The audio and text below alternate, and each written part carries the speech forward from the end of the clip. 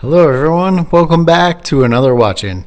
Today we're going to do a quick follow-up review on one of my watchgang wheel spin watches. So the wheel spins, I know I explained, I think they're coming back out with it. They've updated it a time or two since I originally did it, but essentially you can either earn or buy points to be able to spin a wheel and try and get some watches.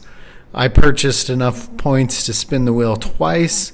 And both the watches I received were probably they were the base tier level watches, and they were, they ended up costing about $40 each on wheel spin. So this watch cost me about $40. This is probably something similar to what we could expect to receive in a regular subscription. So let's take a look at this. This one is a Stutter Schild or Studer Schild. To be honest, I am not 100% sure on how to pronounce that, but I'll tell you a little bit about it. It is a diver style watch. It has a unidirectional bezel on it. I've been indifferent a little bit on these multicolored bezels, but I like how this looks. It goes pretty well together. As I'm sure you can tell, the markers and hands have lume on them, so we'll go in the dark and check them out. The crown and the date window are down here at the 4 o'clock position, which is kind of cool. Let me take off what I'm wearing. I got one of my vintage Orients on today, but so with the crown at the 4 o'clock position, it interacts with the back of your hand less than some of the other watches out there.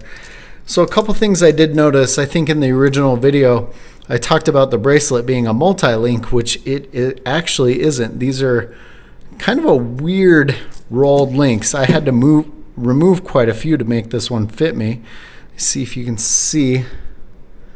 I originally thought they were solid links because they were pretty hefty. I mean, it's probably one of the nicer rolled link bracelets that I've seen, but it's a little weird to have this look like, a multi-piece design when it's actually a solid link.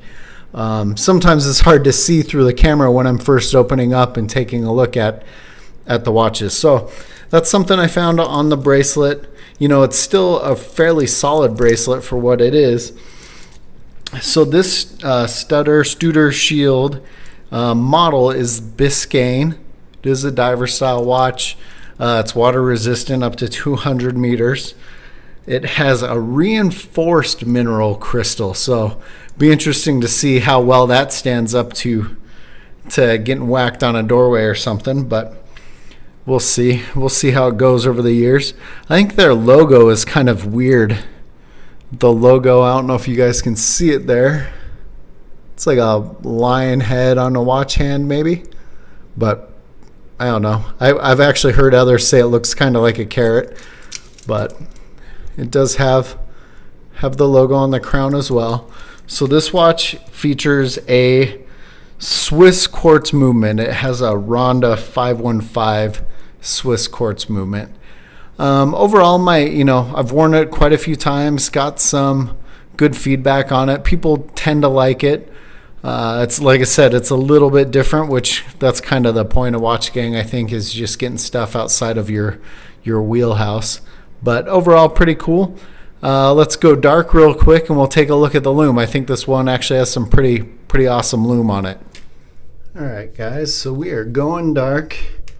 Bust out the black light because it charges the lume really quick here.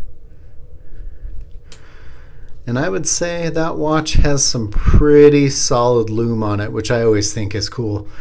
And when you really get it fully charged up with some good sunlight instead of just the black light, it does tend to last quite a while on this one. So that's pretty awesome. What do you guys think? I think it's pretty solid. All right, guys, we are back in the light. So let's take a quick couple measurements. Looks like it weighs about 5.7 ounces. So it's a little bit heftier. Let's grab the dial caliper here really quick. Take a look, make sure it's zeroed. Looks like we've got about a 46 millimeter case.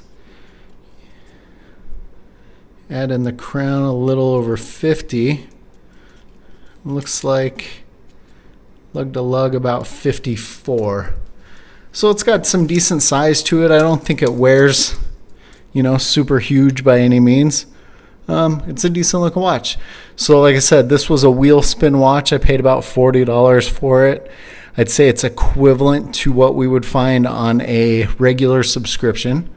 And, doing some online searches, I've found this between $60 to $99.